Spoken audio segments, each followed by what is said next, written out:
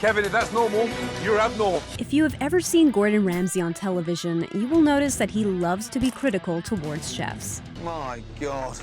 Unbelievable. Temperature of the fridge is not even cold, so stuff's rotten. He is constantly angry towards meals he finds repulsive, but does he ever go too far? For what we're about to eat, may the Lord make us truly not vomit.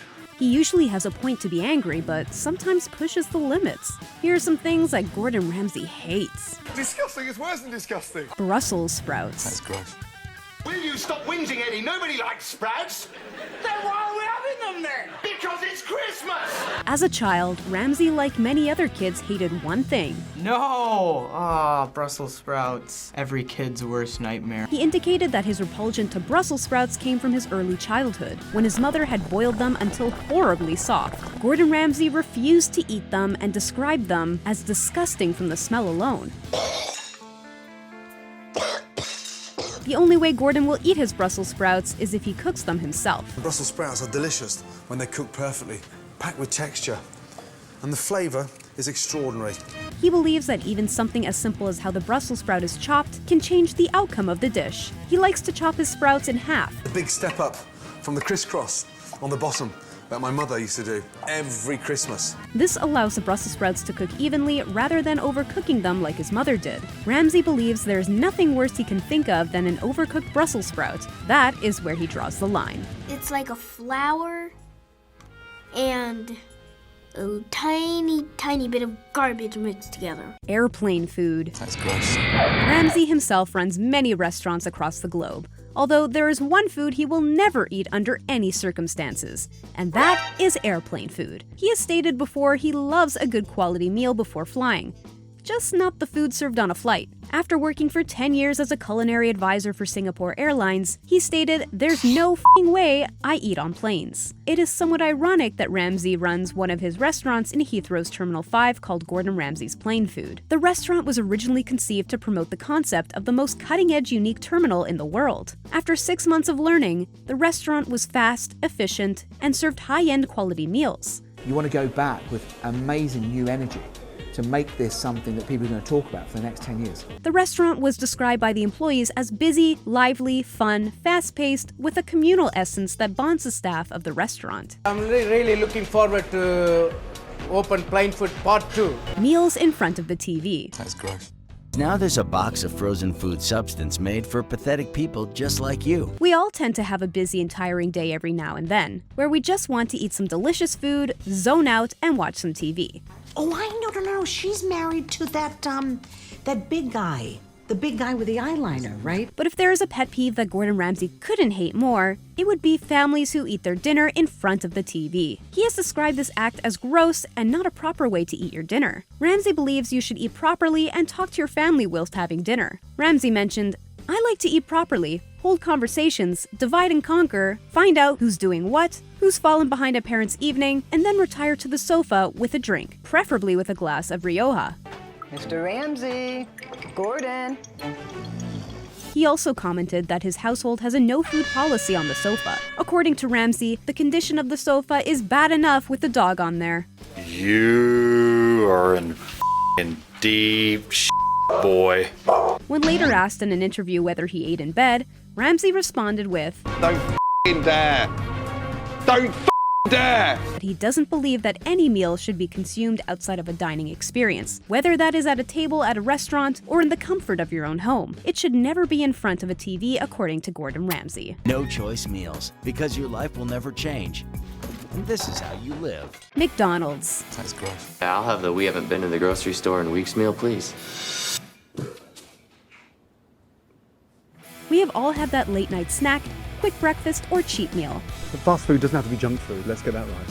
When Ramsay was asked in an interview whether he would be having McDonald's anytime soon, he replied that he would rather eat a f***ing cow pie sandwich than McDonald's. Even though the acclaimed chef is considered a culinary master and global celebrity, he still to this day believes that McDonald's is utter trash. If there is an item he hates the most, it is the prominent beef burger known as the Big Mac. For anyone who doesn't know what a Big Mac is, cheese, pickles, honey, special sauce, lettuce, cheese, pickles, onions on a sesame sweet sauce. Gordon finds finds it repulsive as Big Macs to him are purely fast food and lack any redeeming quality. He commented in an interview on Big Mac saying, "Why do you have to buy that crap? Strip a Big Mac back of everything it's filled up with, and you've got two bland basics, fat and fodder." It is understandable if a Michelin star such as Ramsay doesn't see the appeal to any form of fast food, although he can't necessarily back that up as he has stated on multiple occasions before that he loves In-N-Out.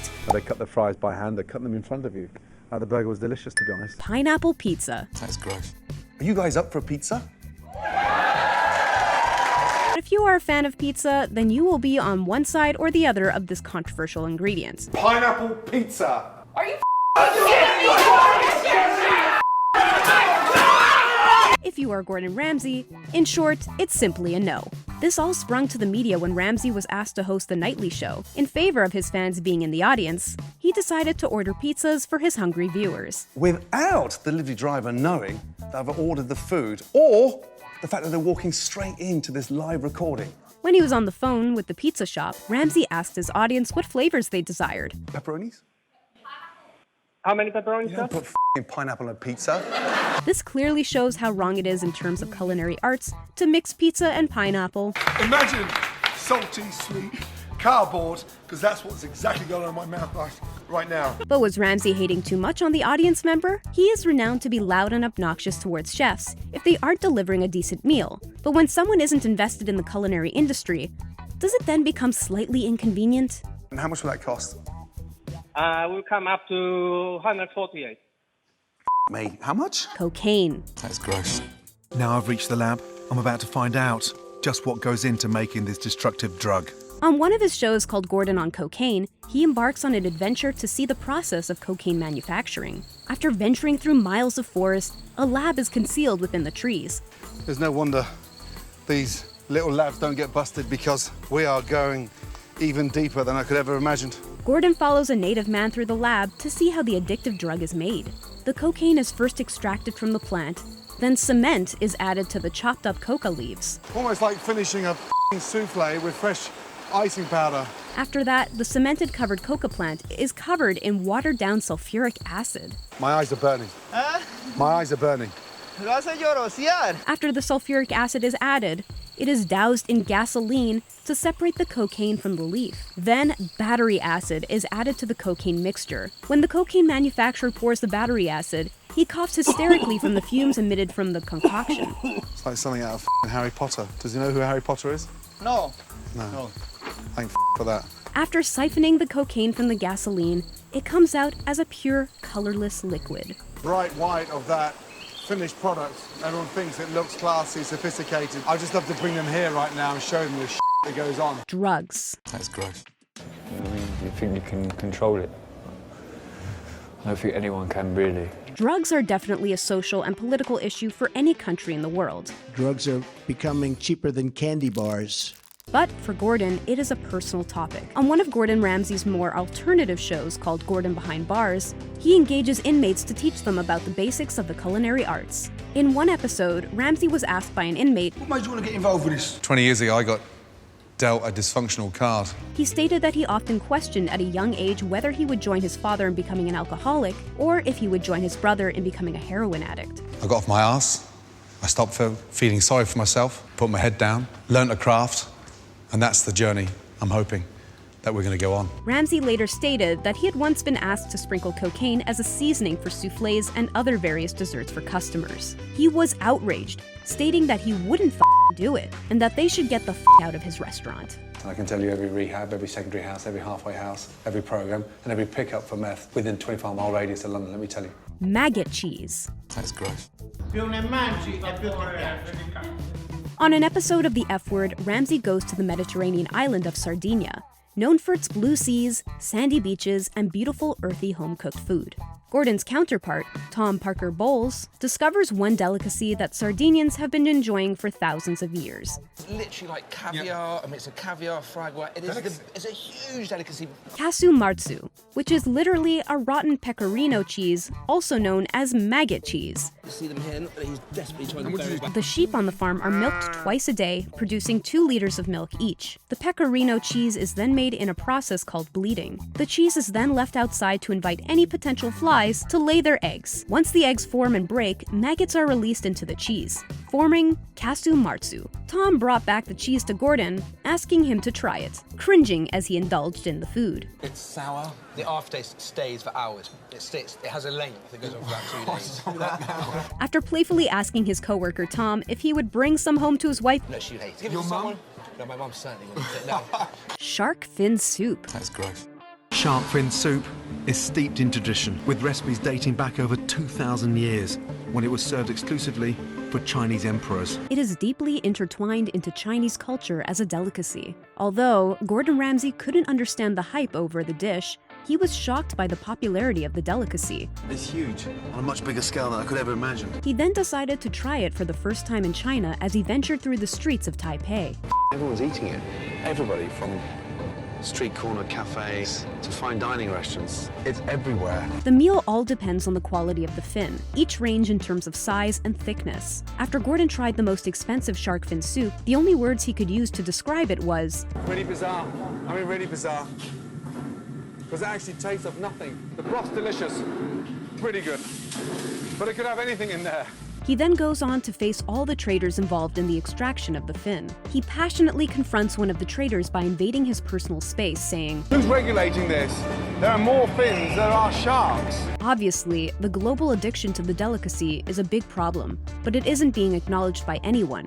It's without doubt the worst act of animal cruelty I've ever seen. Hottest curry in the UK. That's gross. How hot do you like your curry? Seriously. I like it really hot. Seriously. How Really hot. Whether you enjoy spicy food or not, there is definitely a line that is crossed for everyone when it comes to the relenting heat of some dishes. Bloody hell. When Gordon Ramsay was invited onto a UK cook-along show, he was served a spicy traditional Indian dish, which was pronounced the hottest curry in the UK. Are you man enough to try Rukon's curry? I love hot curry. I love hot curry. Yeah, I love it. Neither of them really knew what they were up against. This monstrosity of a meal packed enough heat for both of the spice fanatics, experiencing a load of heat in their mouth. Oh my God! That ain't nice. After walking in front of the chef, Gordon turned to him saying, That is That's disgusting. It's worse than disgusting. I can't even. That's the hottest thing I've ever tasted. Oh my God. We bet you were shocked by some of the simple yet crazy items that Gordon hates. But what do you hate? Comment down below and don't forget to like this video and don't miss out on your chance to win an iPhone X. All you have to do is hit the subscribe button and notification bell. Then click the description below to increase your odds of winning. Good luck!